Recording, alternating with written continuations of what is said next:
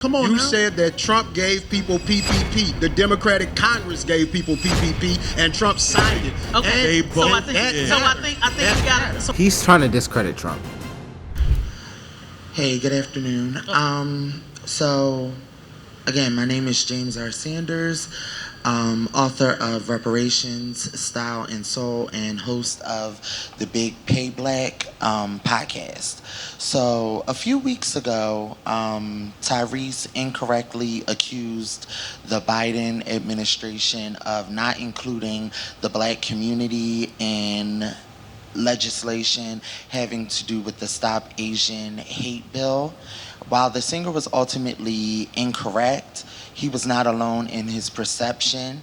And while we all know perception is something that can ultimately swing a vote, is she doing a good enough job of separating her policies from the Biden administration previously with what she's doing now in campaigning? So is she doing a good enough job of separating her own policies from the Biden administration and what she did previously from 4 years ago? you want to answer that quickly? I think that the vice president has separated herself on some aspects of policy. I think that to run away from everything that happened under President Biden would be foolish in some ways, because everything that happened under President Biden wasn't bad. And I think that we need to be honest about that. We need to be honest about what he inherited and where we are today. Interest rates just got cut recently. Inflation is down at this point, and that's a response to the things that were inherited by Donald Trump, from Donald Trump. So if you guys don't know what's going on, today we'll be talking about a debate between Byron Donalds and Gary Chambers. I know who Byron Donalds is. I've seen a few of his videos. I don't necessarily know what he represents, and I don't know who Gary Chambers is at all. So this would be a good one for me. They're going to talk about racial relations, obviously Trump and Kamala Harris. So hope this is a good one. Let's get it. Second part is, I think that she's articulating policies in a more clear way than Donald Trump ever has. This man gets on stage and says he has concepts of a health care plan after he was president for 4 years. He's been out of office for another 4 years, and now he's running, and he still doesn't have a plan for what he's going to do to replace health care in the way that he says he's going to do. So when I talk about why I'm supporting the vice president, it's not actually because I'm thrilled about the individual as much as I am the policies that I believe that she's going to stand for that will benefit working class, regular people. And when you look at conservative policies, they failed working class, regular people, and specifically black people. I live in a city where black men make 50 cents on a dollar. Hold up. He said conservative policies have failed black men, which is pretty interesting to me that he's saying that, because majority of black men, by the way, vote Democrat. Like 80% of black men consistently vote Democrat, and majority of black men and black women live in Democratic cities. So it's just kind of interesting that he's kind of pointing blame towards the conservative side towards the failure of black men, when majority of black men wouldn't even classify themselves as conservative. They are outwardly Democratic, and the numbers display that. I think Asian men vote Democrat 50% of the time. I'm unsure about white men, but us as black men vote 80% of the time. So shouldn't you be putting the blame towards where majority are headed? Maybe I'm mistaken, but that's my thoughts. For every dollar that a white man makes. And that's in a city and a state that's ran with a Republican governor and a supermajority in the Republican legislature. If you let their cronies end up in the White House and in the Congress in charge, that is what America will face. You'll end up like Mississippi and Louisiana, and most of y'all moving from the South, not coming to it. So is it the same as Biden? Is it still the same platform, or should she separate herself? Well, first of all, to be honest with you, I don't think she's really separated herself from Joe Biden at all. She was the deciding vote for every major economic policy that went through that administration. She had to break those ties in the United States Senate, so she can't separate herself. Furthermore, she was sitting right there with him when they were going through everything when it came to immigration and border security, when it comes to foreign policy and all those policy sets. But I think it's bigger than that. In this environment, Kamala Harris, other than a couple of phrases that she has uttered or policies that just went up, a week ago, and there's really no details there, she hasn't articulated much of anything. Go look at the Oprah town hall. I didn't see her articulate a detailed economic vision or a detailed border security vision. When she sat with 3 journalists from NABJ, I believe one of which I've done an interview with that gentleman, Eugene Daniels. Eugene grilled me for an hour. They basically asked her 4 powder puff questions, no real detail. There's more detail in this debate between myself and Gary right now on stage. Kamala Harris hasn't done that. So in my view, she hasn't answered the call or answered the bell in detailing to the American people, what is she going to do differently than Joe Biden?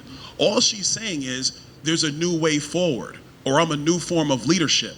But the phrases and the personalities don't mean anything, because in 46 days, this election's gonna end. It ends in 44. 2 days after Election Day, all the phrases and personalities stop. But the policies are what's gonna matter. She's not said really anything to that. I wish that she would, because it will be helpful to clarify this important decision for all Americans, no matter your personal politics. And the last thing I will say in terms of inheriting from Donald Trump, COVID-19 was something that was a disaster for every country in the world, including the United States of America. But what else did you inherit from Donald Trump? Inflation, when Joe Biden came into office with Kamala Harris, was at 1.4% year over year.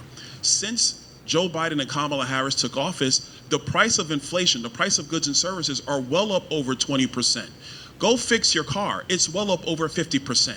Get car insurance, well up over 50%. I just flew into Atlanta. I'm flying out of Atlanta to go back to DC. Airline tickets, well up over 30%. That's their economic policy. That was not happening in the United States when Donald Trump was president of the United States. And I will add in closing, because we talk about job numbers. When the economy was shut down because of COVID-19, of course, a lot of people lost their jobs. But what did Donald Trump do? Did he just sit in the White House and not lift a finger? No, he moved PPP funding for small business owners to be able to keep their businesses somewhat afloat through the pandemic. They moved additional assistance like tax credits and et cetera for people who are employees to be able to try to make ends meet and stay above sea level while the economy was shut down. So Joe Biden comes into office, they start reopening the economy, and then what happens? All those jobs come back. That's not because of Joe Biden and Kamala Harris. That's because those jobs are going to come back regardless of whoever was president of the United States. And last thing I will say, the Biden-Harris administration just had to come out with a revision to their own employment statistics. And they had to remove 818,000 jobs that they had falsely reported to the American people. Which is and the still more unemployment than rate has Trump. been going up. Okay, so And I think, bro, he just cooked. He just cooked. And he brought up a big issue that I personally have with Kamala Harris, is that she speaks in a lot of generalizations. And what I mean by that is that when you hear her, when you ask her very specific questions, she'll say a quote like, well, we as the American people will always put our best foot forward and we will make sure we get the outcome that we deserve. What does that mean? What does that mean? You can be like, well, housing prices are up 50%. What are you going to do about it? Well, the housing market is terrible right now, but we as Americans, we're so resilient. And Donald Trump was like, come on, bro. You got to be kidding me. This is what I mean, bro.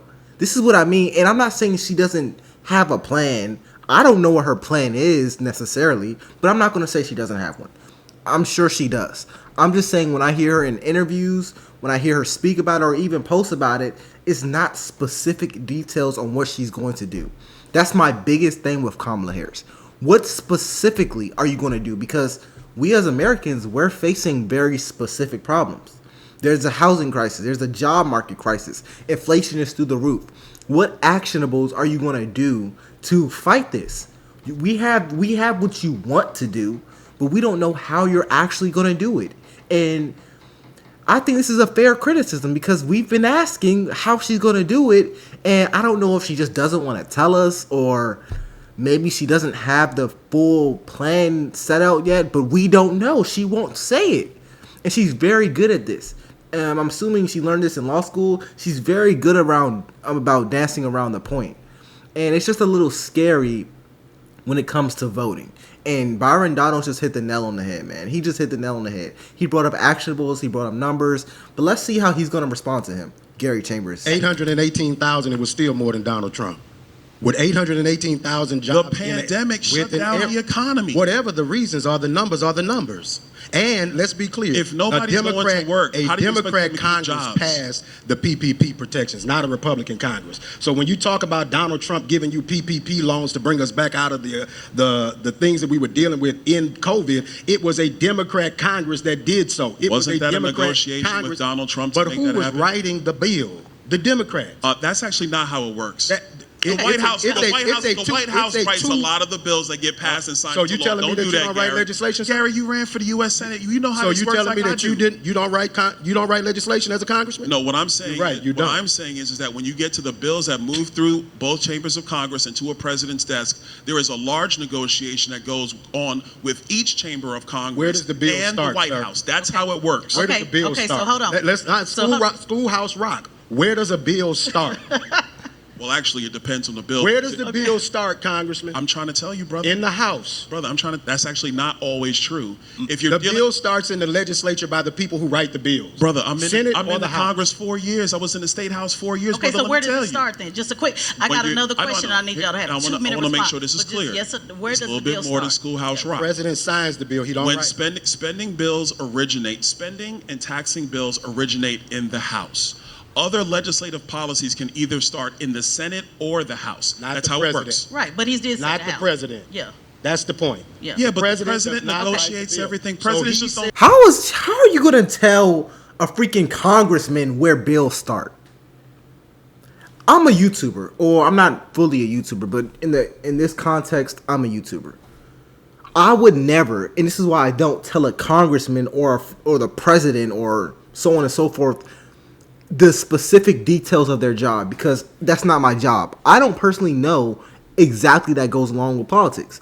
I don't. That's why I watch videos. I'll probably do some commentary, but Gary Chambers, I just looked it up. He's a political rights activist. He's trying to tell a representative where bills start, as if that wasn't his job. That's still not his job. That's his literal job. He knows where bills start. Is this a joke? Are you joking right now?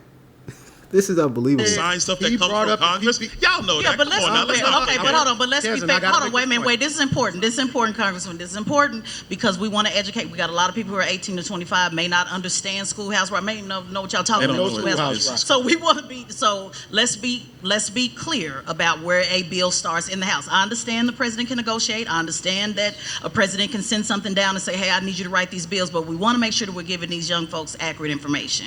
So it starts in the House, correct? A House or the Senate? The House or the Senate? Spending and taxing bills start in the House. That's it. But That's all. the reason I want to say but that, okay, go Tez, ahead. is because I got another question. when you say that the president did these things as far as PPP, the Congress wrote those legislations Right, and and- passed that, and that was a Democrat Congress. Trump made them hold up the check so that they could put his signature on the check. See, now That's here we why go. you think that Trump did. Gary, it the for you. last statement you made is politics, man. That's politics and personalities and talking points. Hey. It's not facts. It's not reality. Ladies and gentlemen, let me give you reality. There is nothing that's being signed by Joe Biden, Donald Trump, Barack Obama, George W. Bush, Bill Clinton, etc., that is not negotiated with White House staff and congressional leadership. That's how it really works. That's not what we said, though. What we said, Gary, you what just trying to say that it was what only you Nancy said is Pelosi that the that did- that's president not gave. true. Come on you now. said that Trump gave people PPP. The Democratic Congress gave people PPP, and Trump signed it. Okay, They so I both think, did. so I think That we got matters. it. So I think we got. So bottom line, Gary. He's trying to discredit Trump. I understand his approach, but I think this is an extremely, I will say, ignorant approach, because when we talk about things that happen, it's just kind of an understanding that we're talking about things that happened under his presidency. When they say Trump gave people PPP loans or so on and so forth, they're saying during his presidency, this happened. That's just common sense. The fact that he's trying to say, oh, Congress did it. Bruh, it was under Donald Trump. The same thing, the same way things are probably happening now. We're going to say it was not Kamala. We're going to say it was Joe Biden, President Joe Biden. That's just how it works. They're the leader that we voted for, so things that happened are under them. Good things and bad things. This is not them trying to pick on Joe Biden and Kamala Harris. This is just reality.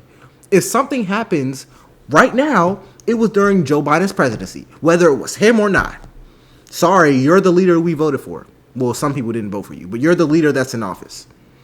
If Donald Trump wins the presidential election, he's president, and something terrible happens, it's going to be under Donald Trump's presidency, whether he had to do with it or not. That's just how it works. I'm sorry. Chambers has said it started in the House.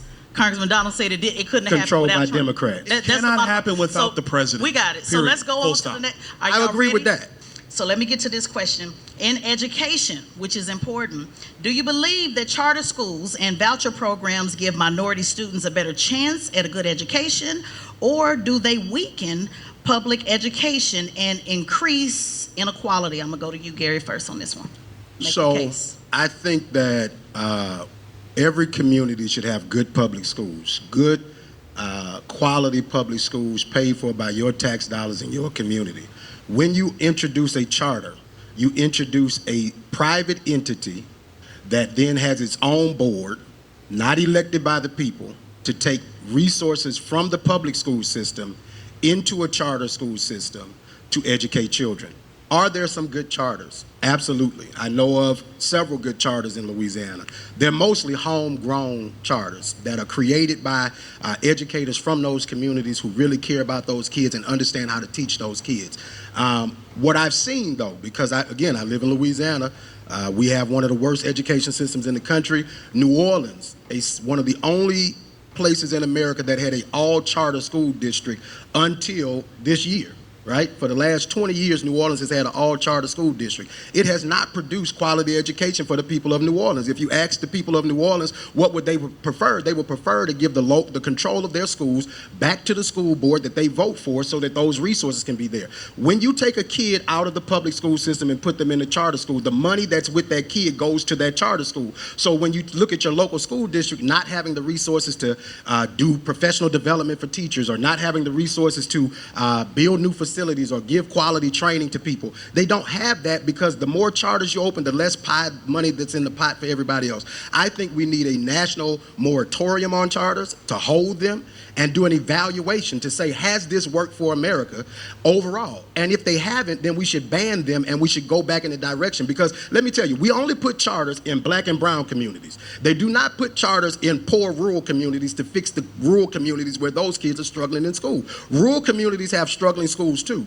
but they don't send big box charters to them. Why? Because they're going to say to those communities, I can tell you in Ascension Parish, Louisiana, which is right next to East Baton Rouge Parish, it's majority white. Those people there don't want charters. They have a majority Republican school board. They don't want charters in their community. So quick question. When you said ban it, are you talking about on the federal level, or do you think there should be something more on the state level? I think we should not allow them, period. Donald Trump agrees with, wants to end the Department of Education. I think that there has to be a checks and balances, because otherwise some of these governors and state boards of education will run rogue with our kids and their education. Okay. Well, a couple things. First, I believe that we should have an all of the above approach. When I first got into the state legislature, I felt that the answer was charter schools only. I've actually moved away from that position. When did you move away from that? Just so. Probably around 2018, 2019. Okay, what made you move away? Because what you begin to realize is that it's not just about a charter school or a traditional public school or a private school or a parochial school. Before he gets too deep, I would just want to say this. What's his name? Gary Chambers. Gary Chambers has the ideal that charter schools should be removed from urban communities as a whole, and that they're just not as effective. And by removing charter schools, we can put this money into public schools now. My rebuttal to this is there any evidence showing that the removal of charter schools will make public schools better? And the reason I bring this up is because charter schools outperform charter schools are technically public, but you have to be chosen to go into it. It's an interesting process. But is there any evidence showing that what you're doing will actually work? Because charter schools do outperform public schools. Charter schools tend to have better resources. And also, I don't even understand how the removal of charter schools will greatly increase the performance of public schools. And if you think about it like this, if you have public schools, let's say there's one charter school to every 5 public schools. I don't know the math, but I think that sounds maybe realistic. Let's say this charter school cost double the amount of a public school to run. But there's 5 public schools per one charter school. Even if you were to get rid of this charter school and disperse this money evenly throughout the entirety of the 5 other schools, it wouldn't even be enough to cover hiring a few more teachers. Unless you take those teachers and just put them in the charter school, then you're kind of, in the public school, so you're kind of in the same situation. So all I'm saying is, if charter schools cost more money, like a significantly more amount, then I would understand, okay, get rid of the charter schools and fund that money into a vast variety of public schools, but it doesn't. There's not that many charter schools relative to public schools, and I don't care where you go. It's just not going to happen. And I know this because in Washington, D.C., the place that has some of the most charter schools, they still don't compare to the amount of public schools. So you're trying to say, oh, public schools are underperforming because the tax dollars are going to charter schools. That's not necessarily true. Correlation is not always causation. But I'm going to actually end this video here because I'm at the 20-minute mark. But if you want a part 2 to this, let me know down below. It's LFR Jojo, and I'll see you in the next one.